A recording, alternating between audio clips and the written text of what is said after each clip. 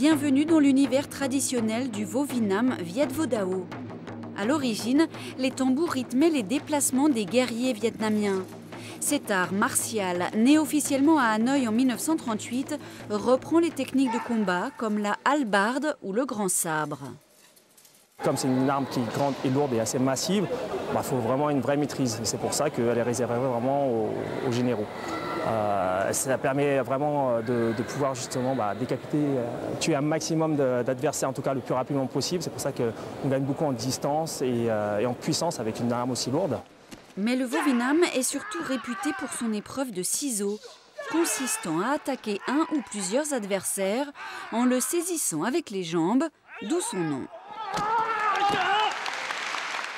Au bout de 5 ans de pratique, on atteint un niveau ceinture noire. Voilà. Et là, on commence à travailler les armes, les ciseaux volants. Après, vraiment des techniques précises, des techniques supérieures, il faut compter au bout de 10 ans. Le Vo-Vinam Viet Vo Dao, comme tout art martial, demande précision et maîtrise de soi. Comme dans cette épreuve de self-défense féminin, où la violence est savamment travaillée et chorégraphiée. Au tout départ, j'ai pas forcément de la force, j'ai pas forcément non plus énormément de souplesse.